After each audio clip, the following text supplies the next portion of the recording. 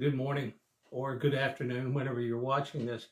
I, of course, am Dr. Walker. I'm the teacher for our Introduction to Music class for fall 2021.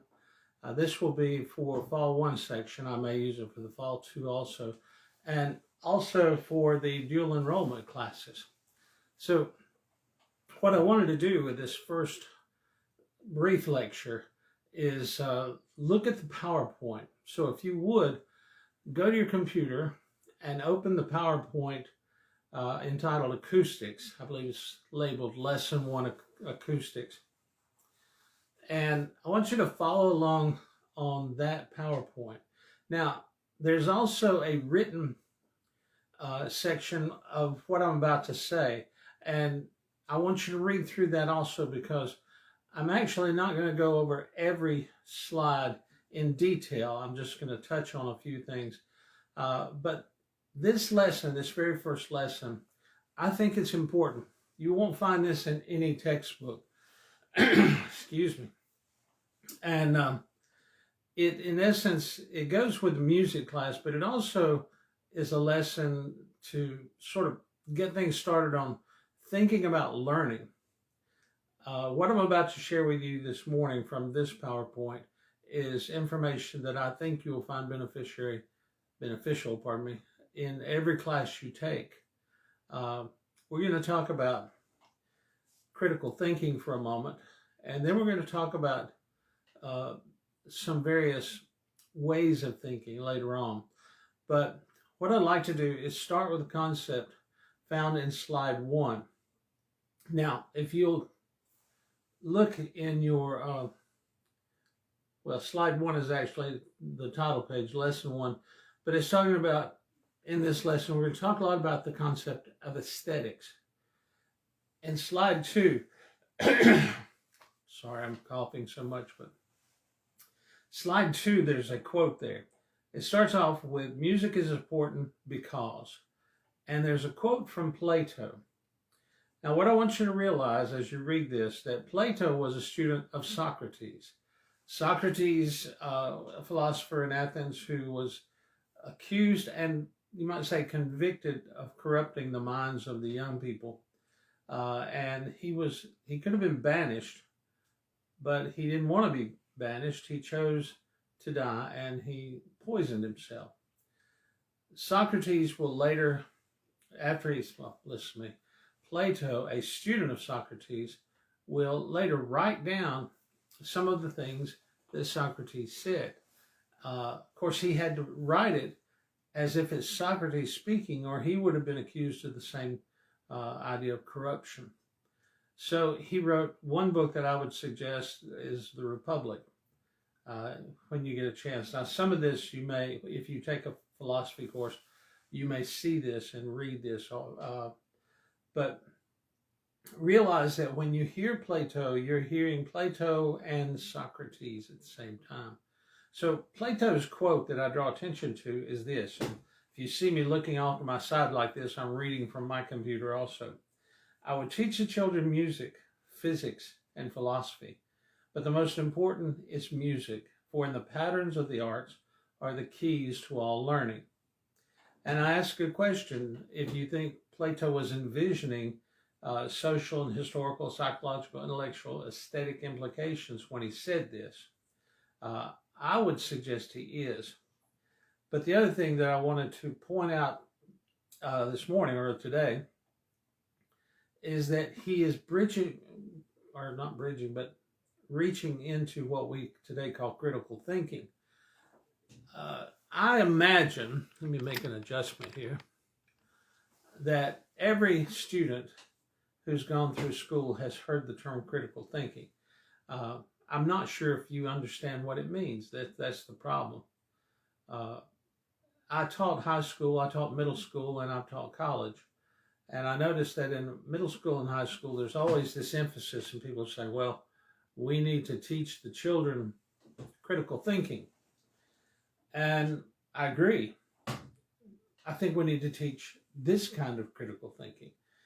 There's a bit of a problem today in that a lot of critical thinking doesn't come from Socrates. It comes from scholars in the early 20th century. And I will probably get some people that will challenge this, but today, more than ever, the term critical has been applied to everything. And some of this is not really true critical thinking. For Socrates, his idea of critical thinking was what he called the examined life. And he said, and I think I have this in your notes to read, that the unexamined life was a life not worth living. Now, what is the examined life? The initial idea is that we should question things. And as far as education and knowledge for students, I always tell my students as a question everything. If there's something that a teacher brings up that you've never heard, which I hope there's a lot of things a teacher brings up which you've never heard, question it. If it's something totally new to your thought, question it even more, because the whole process of getting a good education is to come out understanding things you didn't know before. I always try to tell my students, I don't expect you to come into this class and know everything about music. If that were so, you wouldn't need to take the class. I expect you to question. I expect you to ask and to learn. And I hope you will learn in this class. But today we have critical thinking, which people emphasize the word critic. And so critical thinking to a lot of people is to criticize everything and to tear down what is and replace it with something new. But that's not critical thinking. And quite often it's not a good exercise, because in tearing down some things that are traditional, we destroy the whole concept and we replace it with something new and exciting today, but it's not necessarily knowledgeable. Or is it good? And when I say good, we go back to Socrates, because as I said, his idea of the examined life had two components. The first is obvious, questioning things. The second, not so obvious. But Socrates said it, and I think I have the quote in your notes, but basically he's saying that the examined life also is one that looks at things from a spirit of morality, of right and wrong. And that's what we need to do. We lose touch with morality when we become a intellectual to the point that we take out the concepts of right and wrong. And we see that in our society. We're dealing right now, people are talking about critical race theory. Well, critical race theory is something that has been taught, just not under that terminology. And a lot of what we call critical race theory is simply criticizing one race over the other, which is divisive. Critical race theory should look at the fact that there was a period in this country where we practiced slavery. Some of the critical race theorists today are wanting to say we are still in that period and that white people still practice slavery. Well, that's really not good from a moral standpoint, because the story of slavery is both tragic and triumphant. We did practice slavery in this country, and it was abhorrent to us today, but it wasn't to people that back then, because it was part of the culture. They didn't see that they were doing anything wrong in the beginning, but our founding fathers, including Jefferson, who was a slave owner, realized that as he wrote the Declaration and put in there that all men are created equal, he realized his own hypocrisy, which eventually led to him freeing all of his slaves and encouraging others to do so. But slavery, even though it was immoral, was financially successful for those in the South. And so it became a practice, a profit cloaked into a tradition. And also we had to accept certain things and say that slaves and black people in general, dark people, were not fully people. And you had Jim Crow after the Civil War. Now I say the triumphant was the Civil War, when we literally fought a war to free these people. Abraham Lincoln, with his Emancipation Proclamation, you know that history. What you may not know is that after the war, we had a period of Reconstruction. It was General Sherman who gave every slave family 40 acres and a mule. That land was from Savannah down to northern Florida. Today, it's some of the best land in the country because of its vacation potential, and it's some of the most expensive land.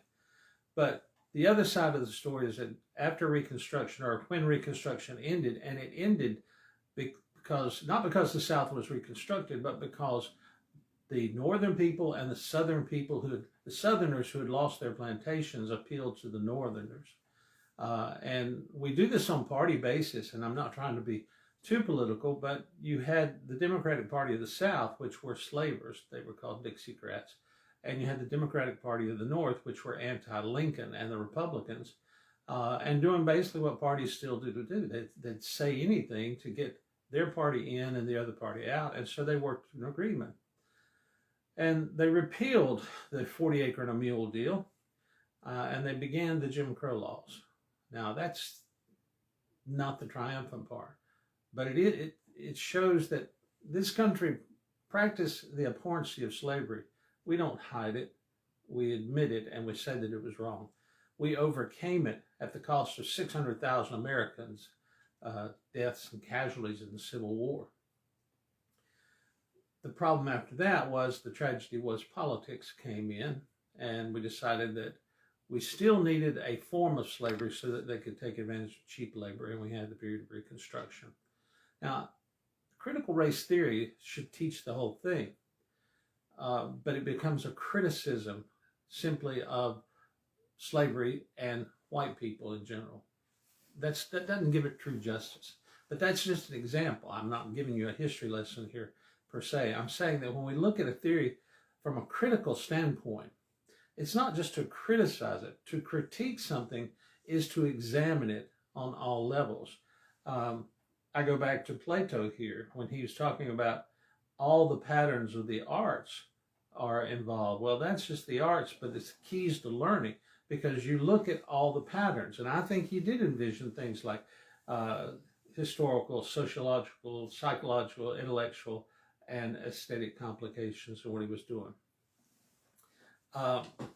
Slide 3 says that critical thinking is the intellectually disciplined process of actively and skillfully conceptualizing, applying, analyzing, synthesizing, and or evaluating information gathered from or generated by observation, experience, reflection, reasoning, or communication as a guide to belief and action. That's a mouthful, but I want you to read that, because that's what critical thinking skills should be.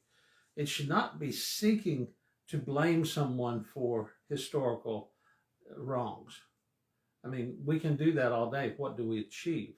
Instead, analyze it. Look at why there was slavery, why they reinstated the Jim Crow laws to try to form a new form of slavery. What was going on? You'll come to some simple answers, such as the economics of it. There were people who had lost everything trying to get everything back. So you can look at that and apply critical thinking to that. I go on and talk about Socrates in your notes a little bit more, so I'm not going to do it here on this. I simply wanted to get you thinking about critical thinking, because when you enter a course, whether it's music, philosophy, mathematics, English, whatever you enter into, you're going to do all of these things. You're going to conceptualize information. You're going to apply that information. You're going to analyze it. If you're not, then all you're doing is receiving knowledge. And here's a very important thing I want you to remember. Some of you, most of you are in college to get a degree, I would hope. But there's something more important than the degree. Now, usually I ask my class to raise their hand. How many people are in college to get a degree? And everybody will raise their hand. And I'll say, how many are here to get an education? And we'll get a little laugh. And I'll say, well, that was a trick question. Well, it is. But the idea is not a trick. The degree is not the goal. The education is the goal.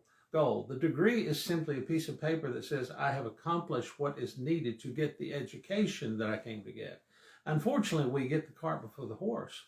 And we begin to think that I get into college, I get that degree, I can go show it, I get a better job. I don't fault you for thinking that way, because that is part of it. A college degree does oftentimes lead to better employment. It breaks down barriers, allows you to jump over some hurdles. But a college degree without the education is a piece of paper that's pretty worthless.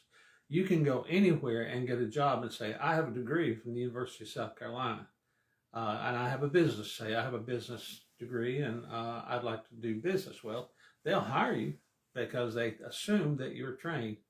But if you get into that job and you cannot perform, they will fire you as quickly as they hire you. Now, I know people say, oh no, they'll train you. They do. Some places will train you if they think you're a worthy person and would be a good employee. But a lot of times they come in with the expectation that you already have the education. They're not a college, they're a business. They don't hire people just to train them unless they take someone off the street so they can create someone exactly the way they want it. But they need someone with business training to be in the position. So just remember, you're here not to get a degree first. You're here to get an education first. And then at the end, we will give you a degree to say, this person has accomplished what they set out. They have achieved the goals of an education, required for an education. To do that, sometimes you have to change the way you think. I have some silly things here on slide 4. And I'm going to go through these real quick because they are sort of silly, but they're fun. And I must confess to you, a lot of these I got off the back of a Happy Meal at McDonald's. But what it is, when I say change the way you think, critical thinking is about changing the way you think. And these are examples. On slide 4, it says, determine the common saying depicted in these verbal picture puzzles. And you see there, the first one is the word decision, but it's divided into 2 parts. So what is that saying? Another way of saying that is split decision. You see it visually, you get the idea. Another one. Well, you think, well, another one, that's B. But you can think of it this way. It's one after another. I have some simple questions. Did they have a 4th of July in England? Now, if we were in class, I would ask these questions, and undoubtedly there were some people say, well, no, they don't. But yeah, they do. It comes after the 3rd and before the 5th. It's all in how you think, because when we hear 4th of July, we think Independence Day. Great Britain doesn't have an Independence Day, so the logic would be, well, they don't have a 4th of July. But the fact is, they do have a 4th. It's just not a special day. How many birthdays does the average man have? I am, believe it or not, 68 years old. So you say, well, he's had 68 birthdays. But that's not what the question asks. It doesn't say how many birthdays has the average man had. It says, how many do they have? And you only have one birthday. So begin to see how you need to think more questions. Some months have 31 days. How many have 28? Well, a lot of people think, oh, February has 28. No, every month has 28 days. Why can't a man living in the United States be buried in Canada? Read the question. Because he's alive. He's not dead. A man builds a house. Oh, I love this one. And I'll do it, but then I'll stop. But a man builds a house rectangular in shape. All sides have southern exposure. A bear walks by the house. What color is the bear and why? Now, I've done this in class and people get really frustrated and they say, well, first of all, you can't have a house with all southern exposure. It'd just be a flat house. And how do we know what color the bear is if it walks by? Well, you know your geography. You do a little analysis and you realize the only way you can have a house with southern exposure on all sides is if it's sitting at the North Pole. And the only bears we have in the North Pole are polar bears. And that's why. So that's just a fun way of thinking critically by analyzing, conceptualizing, and applying what you know. Skip the last one if you want to do what you can. But that brings us to slide 6. And it's the word aesthetics. Now, in the arts, aesthetics is a very crucial element.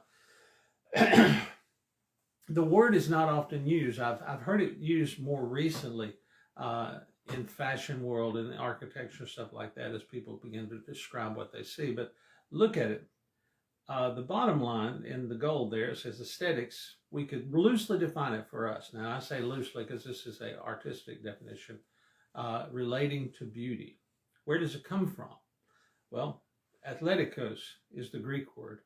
in athleticos, that word means to shine forth. And we see right there that athleticos has the word athlete in it. And so this does come from the Greek idea of athletes. The athletes shine forth. We're going through the Olympics right now, and the Olympics came from Greece. And the Olympics are where our best athletes, the ones who have shone forth in competition, are now competing.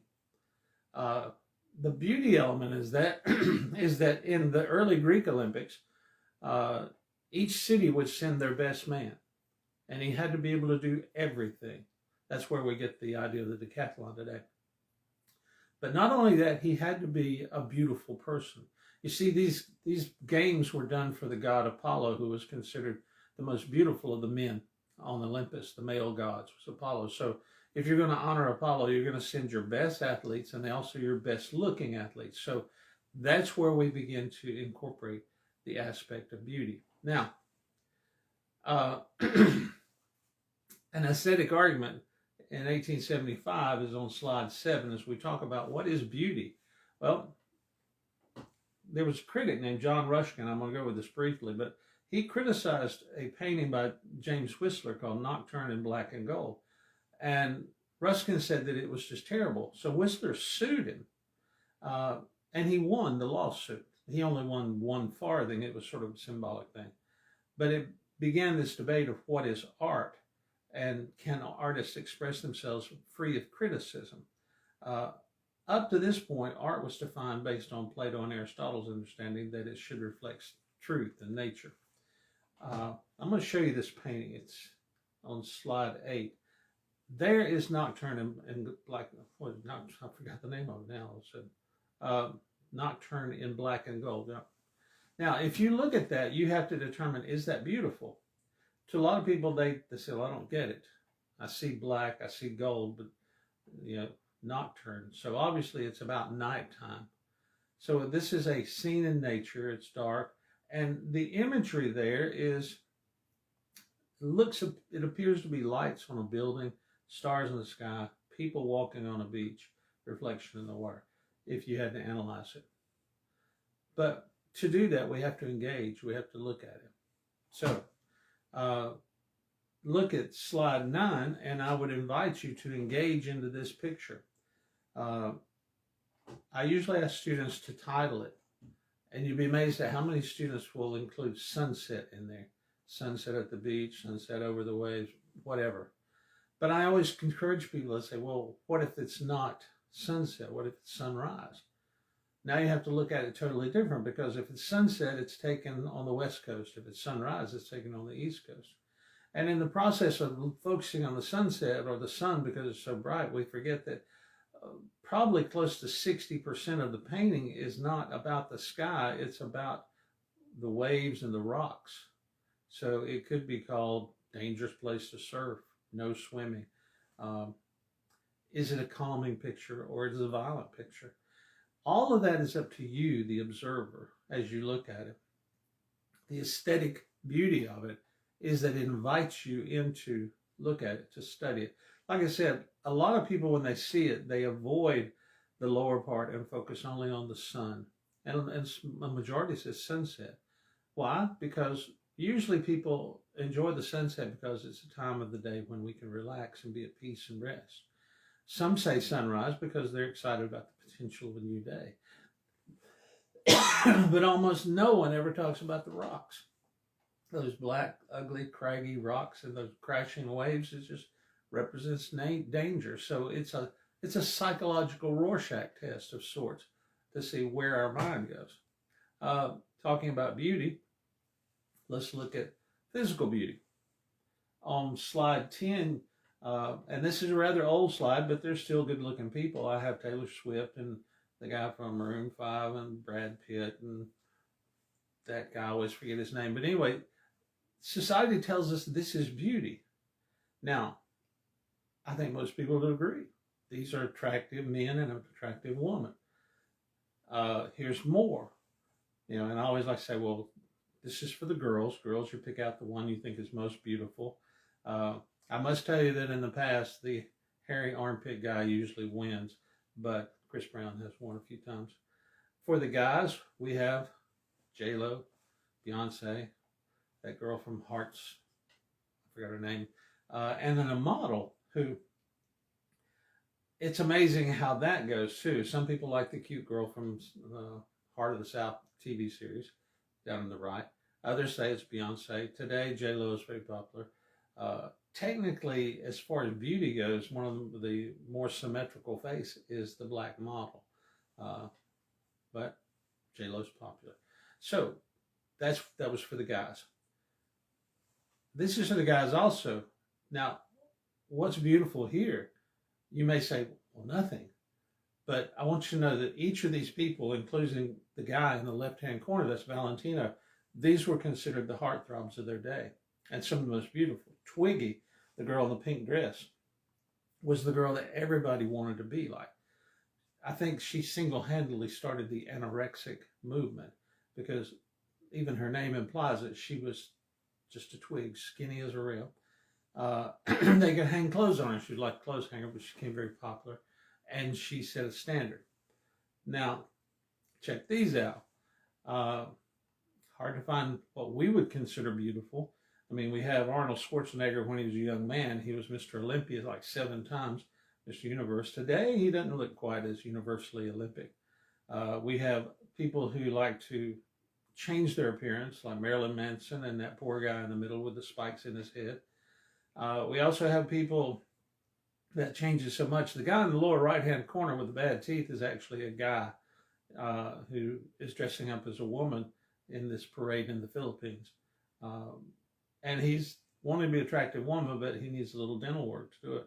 On the left in the corner are 2 guys in Africa who, by the way, are dressed up for a wedding feast. They're looking for a bride, so they do this to themselves so they look very handsome, and they're considered beautiful in their tribal context. So you see, the underlying idea of beauty varies from culture and place to place. On slide 15, another way of thinking. You look at this sentence and you ask yourself, what does it say? Now, this is that critical thinking thing where you see things in a different way. You can see a statement of fact, or you can see a biblical miracle here, depending on how you read it. If you look at this and it says, I saw abundance on the table, then you're looking at a biblical miracle. A piece of bread just got up and danced on the table. But if you read it, I saw abundance on the table, then you're just saying you saw a lot of something on the table. It depends on how you read it, how you interpret it. Here is a painting on slide 16. I'd like you just to look at it, think about it, because what you see there is an abstract painting. What we do with abstract paintings is we engage our mind because the brain is designed to create order out of chaos. Now, I will ask you to look there and see what you can find. If we were in a classroom, we'd do this for a few moments, and I will tell you right now that I've had answers such as a glass of water, a goldfish, an angry bunny, a penguin, a palm tree. People see all these things. So it's up to you. What do you see? Because when we look at it and we decide what we see, then I have to tell you that none of those things are there. Our mind is creating imagery out of forms and shapes that make us think of it. Right in the middle looks like a blue fish. I've always had trouble finding the palm tree, but people see it all the time. It depends on what you see and what you allow your mind to see. We can do that with this on slide 17. I love this one because I've heard some of the most awful descriptions of what it is. Some people say it's a statue.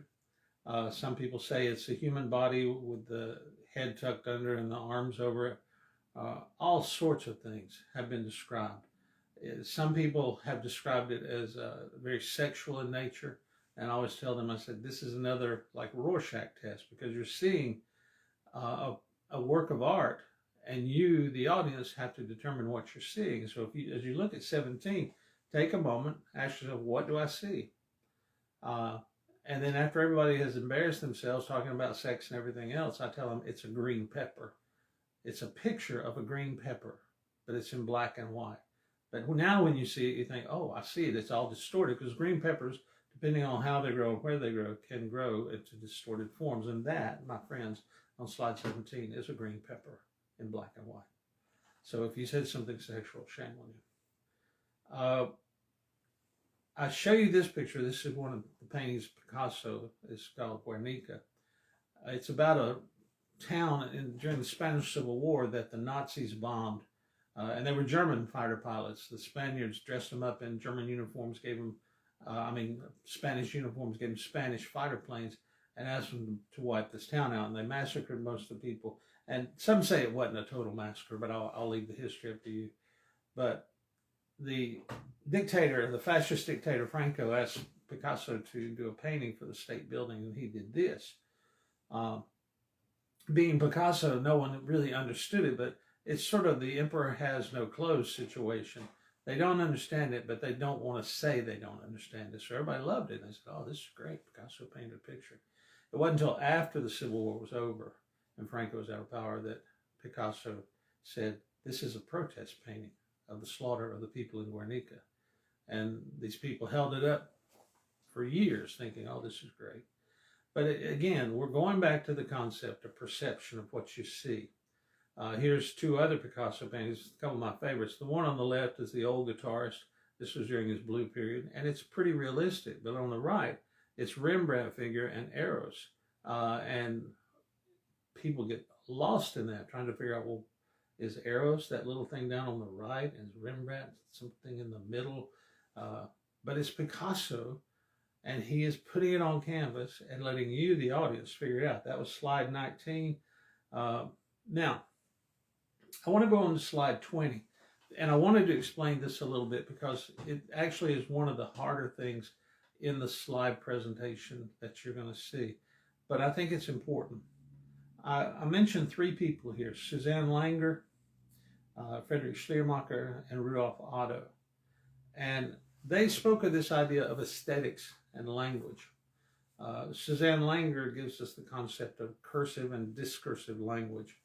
And what they're doing is they're trying to figure out a way to explain the aesthetics and understanding art.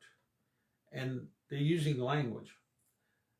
She says, and I'm going to read from the slide, that these feelings when confronted with something that overwhelmed the senses,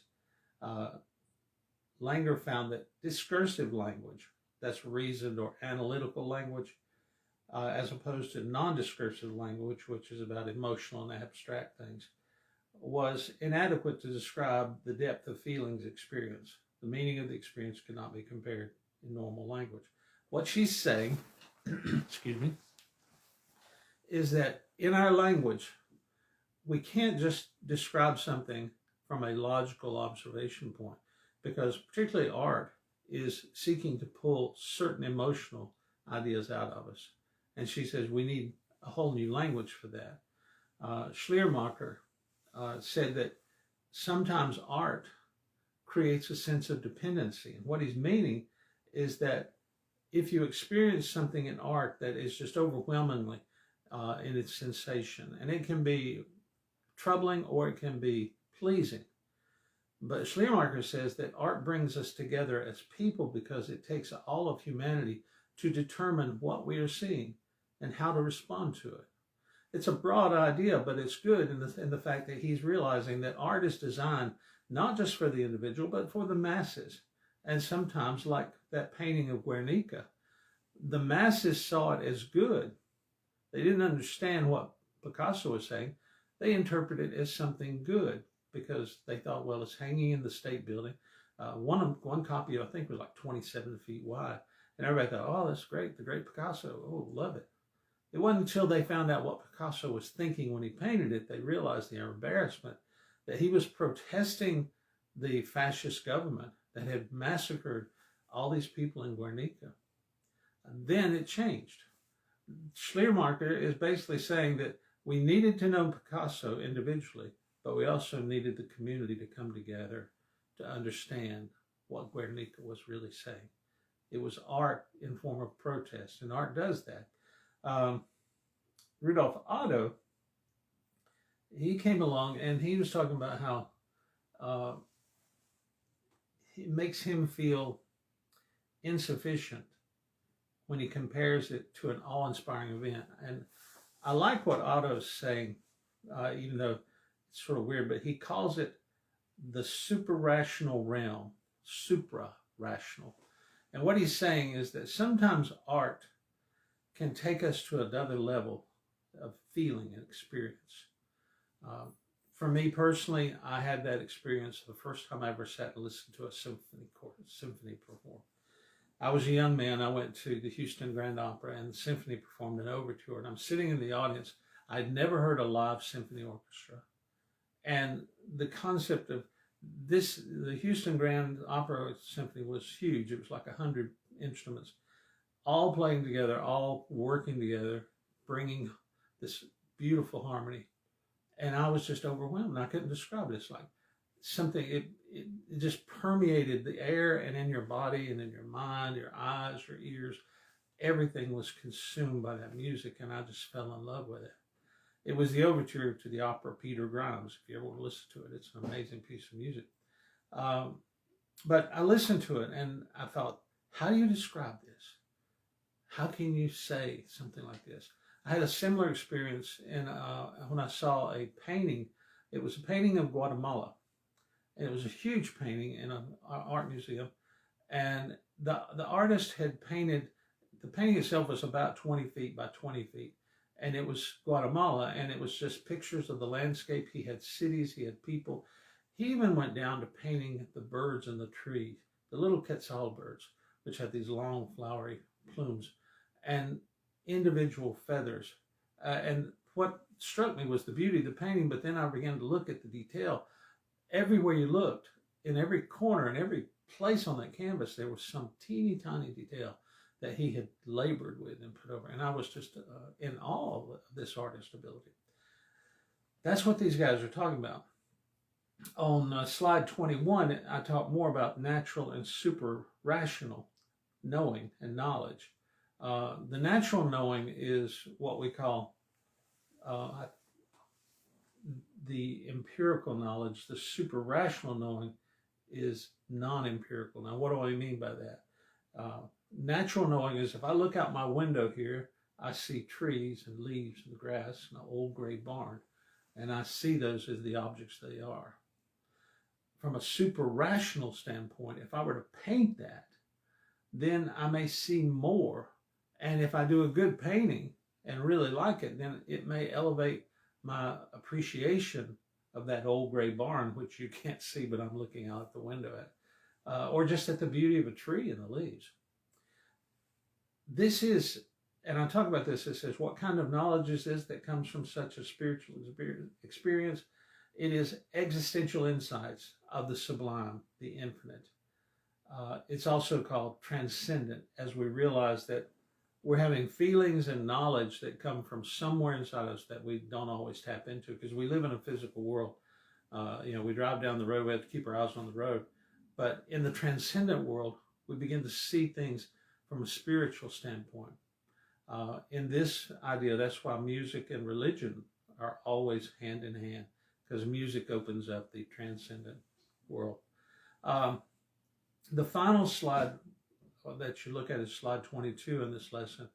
And I'm asking you to think of examples of times when the mind has been kicked into a new realization. And I list three. One is epiphanies. And when you have a spiritual moment, a religious moment, you can't really understand it, we call that an epiphany. In the Bible, if you go to Sunday school, you'll hear the story of Saul on the road to Damascus, and he struck down, he's blind, and he sees a light, he hears a voice that his companions do not, and it's God speaking to him. That's called an epiphany. Moses goes to Mount Sinai, and there's a burning bush talking to him. That's an epiphany. In science, we call it discovery, where science is looking for something, he finds something that no one else has found. He has made a discovery. It's new. It's never been thought of. Like I said, the Einstein-Rosen bridge thing, where they talk about wormholes and being able to go from one side of the galaxy to the other. Later, a guy named Kurzweil will talk about the going into a black hole and reaching to infinity, and you come to the singularity. Singularity was a discovery, a new thought. Finally, in history, when we have something that changes the way we look at things, we call that a paradigm shift. We talked about slavery. The end of slavery was a paradigm shift for black people in America. They were no longer property, they were people. But it took another 100 years to overcome that racism of the people who wanted their property back and who wanted to take advantage of these people. And so we had Jim Crow laws up until the 50s, and that's part of history. It's not a proud moment for America, but there can be something there if people would just look at it objectively. No one is saying slavery was good. Slavery for some was a necessary evil. For others, it was rationalized away. But in the modern day, we've taken major steps to overcome slavery. The Civil Rights Act, which, by the way, was denied in the 50s. 100% of the Democrats denied it. They didn't want it. They didn't want to do it with Jim Crow. Then finally, Johnson signed a bill in action, and we've had equal rights. But today, we still have people saying, well, I don't feel equal, and I want recompense for what happened to my great-great-grandfather. So we still wrestle with the issue of slavery. But we've made several paradigm shifts. The Emancipation Proclamation was a paradigm shift historically. The Civil Rights Movement was historically a paradigm shift. They're there. Now it's up to us to make them worthy. Finally, in this first lesson, your last slide is a test. Yay. But all I'm asking you to do is define the two terms and then look at these three people talk about what they did. Here's the good thing about this class, and I'll say this, and I have to be honest with you, is being an online course, we're not meeting in class, and the test I will give you, the answers are literally right in front of you. Now, I say that, and it seems sort of dumb to say it, but incredibly, there will be people that fail these tests. It happens every time. And while I'm on the subject of failing, just to make you feel good, there will be people that fail this class, which I find astounding, because with the notes I give you, with the PowerPoints, and with the questions I ask, all you have to do is look, and it's there. I would encourage you to try to answer it before you look for the answers, because if you can answer it before you look for the answers, that means that in the process of reading and listening, you've learned something. That's a good thing.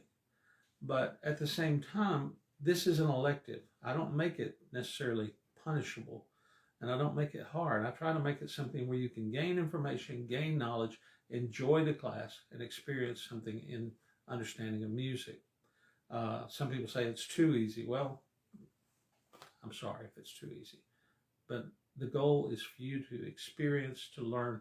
And I hope you've learned something just today in this lecture about aesthetics and the way of critical thinking, the true way of critical thinking.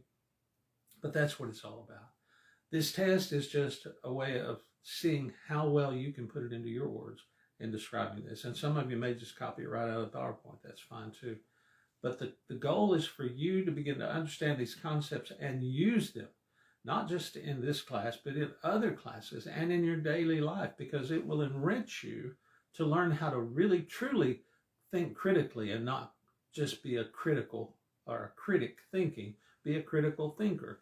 Because as Socrates says, it's not just about knowledge and questions, it's about finding the right way. Morality. Socrates was into doing things morally good and right. And that part of Socrates sometimes gets lost in our conversation. And that's another sad thing about history when people are trying to revise it. Critical thinking is trying to be revised, but the critical thinking that some universities teach is not Socratic critical thinking. It's trying to turn you into a good employee, but not an intellectual, not a thinking person, but a working person. There, I said it. I may make some philosophy teachers mad, but that's my impression. Well, I'm going to leave you with that today. That's a lecture. I won't do a lecture for every lesson. I'm going to try to sneak some in, but a lot of the lessons that you will see are pretty self-explanatory. But this one I thought was rather complicated, and I did want to talk about it. But I hope you enjoyed this lecture. I hope you enjoyed this lesson. And we will continue on in the weeks to come. Thank you. Goodbye.